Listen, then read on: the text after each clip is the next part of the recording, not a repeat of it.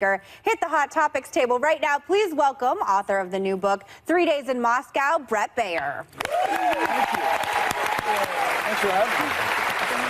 Bret, it's so nice to see you. Good to see you. I miss you. I loved working with you so much. Just really quick before we start, your incredible wife, Amy, is here. I am so happy to see you, too. You are my couple goals. You know my husband, Ben. We've been married so long, and I love that you have, people need to know you have a really strong woman behind I definitely do. I'm a lucky man. I'm playing above the rim, as you can see. Well, is it just the two of you together, or do you have a third person living with you? I don't. Yeah. I did hear about that. Right? I'm not sure. I've never heard of that. Yeah. Yes, we don't, do we, babe? Okay. No, she's not having it. Okay, so let's start with the story that we tried to break down, but I failed endlessly at earlier, that Trump disclosed that he repaid his attorney, Michael Cohen, more than $100,000 last year. So is there any version of this payment where Trump didn't do anything wrong? Listen, Rudy Giuliani came out and said this on an interview with Sean Hannity, and I think that was part of the strategy to get it out there because they knew this was going to be disclosed. I agree with you, Sonny, that there's a lot more questions about money. Ronan Farrow has done some great reporting in New Yorker. There's 2 other payments that they're trying to track down. So I think there's a lot that we don't know yet. On the flip side, there's a lot that we don't know about the start of the investigation, and the IG is going to come out with a report in coming days that I think also needs to get as much time and coverage and attention. Okay. All right. Apparently, you know, they're still hung up on leaks at the White House.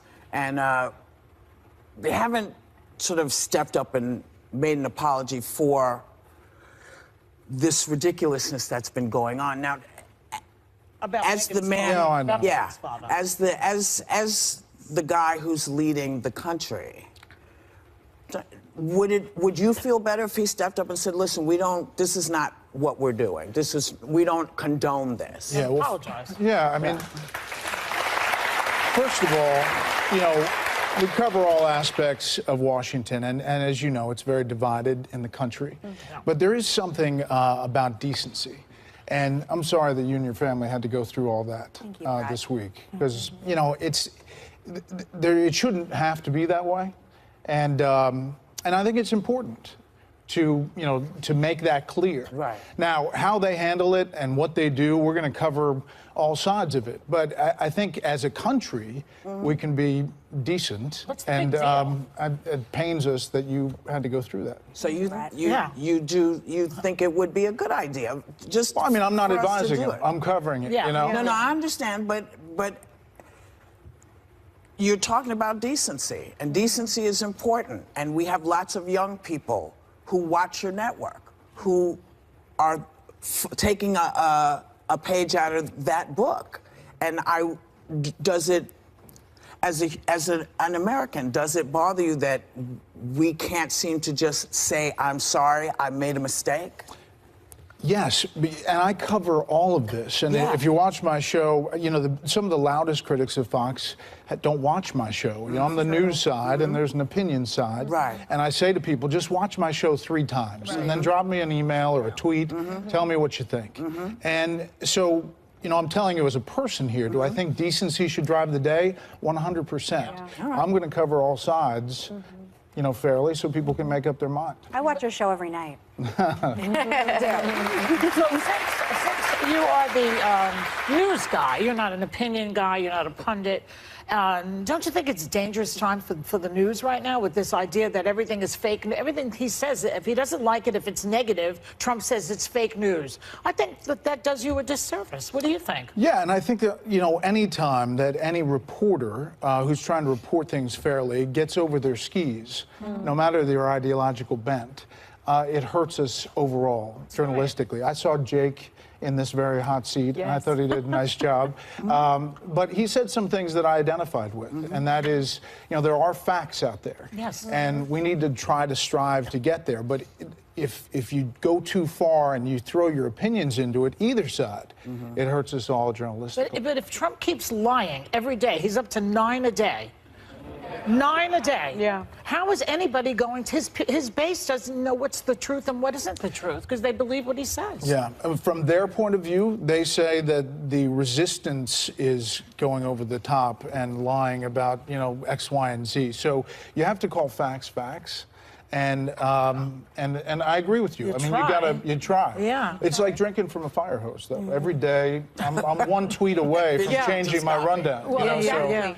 Because it's so fluid and fast moving. But, you know, people do see Fox News as the administration's mouthpiece. And I don't know that it helped that it's been reported that your colleague, Sean Hannity, talks to the president nightly before bed about the day's musings. Do you think that's appropriate? I understand Sean is on the opinion side of the network. Right. But as a representative of the network that Sean is Right. that Well, first of all, appropriate? the network overall is not a mouthpiece. You know, there may be opinion shows that have direct relationship with the president, and Sean is not calling me and giving me a download of the call. Yeah. I was on his show the other night, and he said to me, "How much problem do I cause the news division? Scale of 1 to 10." And I said, "You know, a solid 6, but it depends on the day." And listen, we're going to cover it. There are people who have opinions and are clearly driven and have a relationship with this president, and they're going to do their thing. I have horse blinders on from 6 to 7 to try to, you know, do all sides fairly. Now, Bret, let's talk about your book, 3 Days in Moscow. It takes us back to a historic summit President Reagan orchestrated 30 years ago, and it's coming on the heels of President Trump's own summit with North Korea, which May not happen. could be iffy, we don't know. Tell us a little bit about it. So I wrote the book. It's the same format that I wrote this other book about Eisenhower, 3 Days in January. And it looked at the 3 last days of the Eisenhower administration and kind of bounced back and showed how Eisenhower got there. Well, this is the Moscow summit, the 4th with Reagan and Gorbachev. And the 3 days there that we uncovered all these new details and stories. And I bounced back and show how Reagan gets to that moment. You know, he talked about communism falling apart all throughout his life, but that relationship with Mikhail Gorbachev changed the whole dynamic. And when he speaks to Moscow State University students, it's really something. If you just Google it and you watch it on YouTube, no matter your ideology, left or right, it'll give you goosebumps. Well, you know, Reagan and Gorbachev had a great relationship, I remember. And Gorbachev was a good guy. I don't know about this one with Putin and Trump, though. I mean, I'm very suspicious of this particular relationship. Are you? And you should be. Yes. I think that, you know, it's clear that Russia attacked the United States, and in a big way. That's right. And I don't think we know fully the extent of that.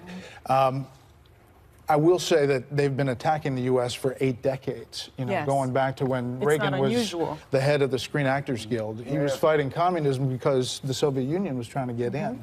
I think people want the president to speak out more about Putin. The Why administration's... doesn't he, do you think? Well, we'll see. Yeah, we'll We'll see. see. That's right. Bret, I want to thank you so much for coming here. You know, I am such a fan of yours professionally and personally, and I just want to thank you for your friendship for so long, you and your wife, and this amazing new book. All of you can come, and I'm sorry, you can also catch him on the special report every night. I'm not good at reading a prompter as you are, and his new book, 3 Days in Moscow, is available now. Everyone in here is getting a copy.